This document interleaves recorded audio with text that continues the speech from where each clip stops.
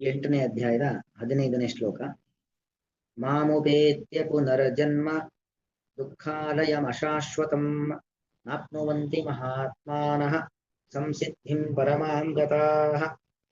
ಮಾಂ ಉಪೇತ್ಯ ಪುನಃ ಜನ್ಮ ದುಃಖಾಲಯಂ ಅಶಾಶ್ವತಂ ನ ಆಪ್ನುವಂತಿ ಮಹಾತ್ಮಾನಃ ಸಂಸಿದ್ಧಿಂ ಪರಮಾಂ ಗತಾಃ.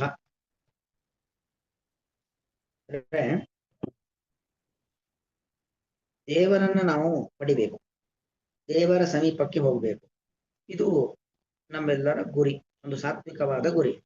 ಹಾಗಾದ್ರೆ ದೇವರನ್ನ ಪಡಿಬೇಕು ಅಂತಾದ್ರೆ ಹೇಗೆ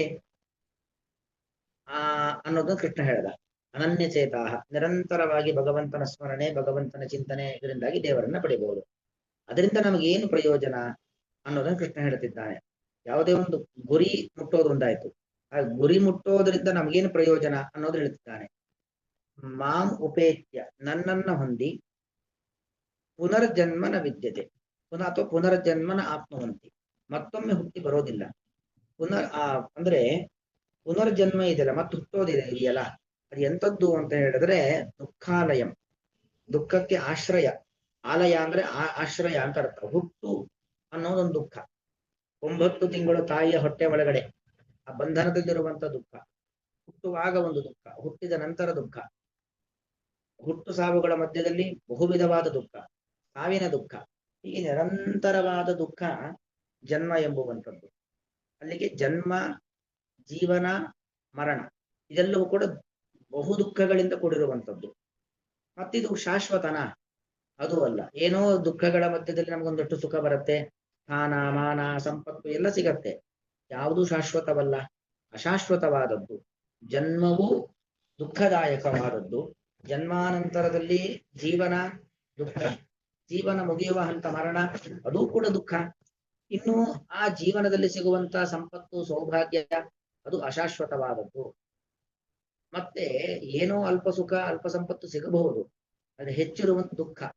ದುಃಖಾಲಯ, ಸುಖಸ್ಯಾನಂತರಂ ದುಃಖಂ, ದುಃಖಸ್ಯಾನಂತರಂ ಸುಖಂ ಎಂಬುವಂತೆ ಹಿಂದೆನೇ ಯಾವುದೋ ಒಂದು ರೀತಿಯಲ್ಲಿ ನಮ್ಗೆ ಅಲ್ಲಿ ಏನಾಗಿರುತ್ತೆ, ಒಂದು ದುಃಖ ಜೊತೆಗೆ ಬಂದ್ಬಿಟ್ರೆ ಅದಕ್ಕೆ ದುಃಖಾಲಯ, ದುಃಖಕ್ಕೆ ಆಶ್ರಯವಾಗಿರತಕ್ಕಂಥದ್ದು.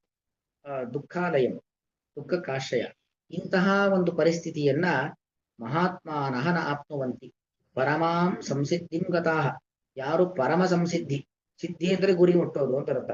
ಬರೀ ಗುರಿಯಲ್ಲ, ಅತಿ ಉತ್ಕೃಷ್ಟವಾದ ಗುರಿ, ಯಾವುದು ಮೋಕ್ಷವೆಂಬ ಗುರಿಯನ್ನ ಯಾರು ಮುಟ್ಟುತ್ತಾರೋ ಅಂತಹ ವ್ಯಕ್ತಿಗಳು ಸಂಸಿದ್ಧಿ, ಪರಮಾಂ ಸಂಸಿದ್ಧಿಂ ಗತಾಃ, ಅತ್ಯುತ್ಕೃಷ್ಟವಾದ ಗುರಿಯನ್ನ ಮುಟ್ಟಿರ್ತಕ್ಕಂಥ ಮಹಾತ್ಮಾನಃ, ಮಹಾತ್ಮರು ಈ ಒಂದು ಪುನರ್ಜನ್ಮವನ್ನ, ದುಃಖಾಲಯವಾದಂತಹ ಅಶಾಶ್ವತವಾದಂತಹ ಪುನರ್ಜನ್ಮವನ್ನ ಆಪ್ನುವಂತಿ, ಮತ್ತು ಹೋಗೋದಿಲ್ಲ.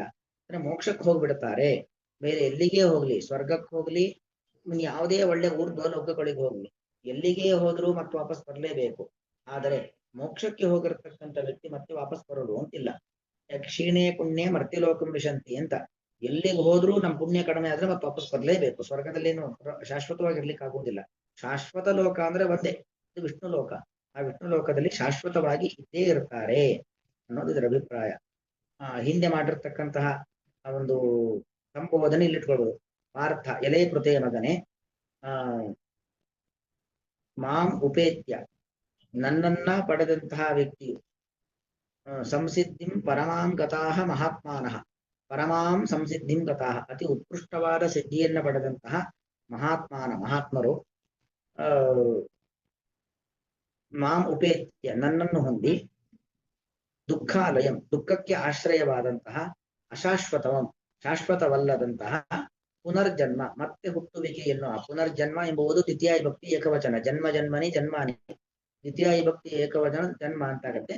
ಪುನರ್ಜನ್ಮ, ಮತ್ತೆ ಮತ್ತೆ ಹುಟ್ಟುವಿಕೆಯನ್ನು ನ ಆಪ್ನುವಂತಿ, ಹೊಂದೋದಿಲ್ಲ. ಹಾಗಾಗಿ ನನ್ನನ್ನ ಸೇರುವುದರಿಂದ, ನನ್ನನ್ನ ಪಡೆಯುವುದರಿಂದ ಮತ್ತೆ ಹುಟ್ಟು ಇಲ್ಲ. ಹುಟ್ಟಿಲ್ಲ ಮೇಲೆ ಹುಟ್ಟು ಸಾವುಗಳ ಮಧ್ಯದ ದುಃಖವಿಲ್ಲ.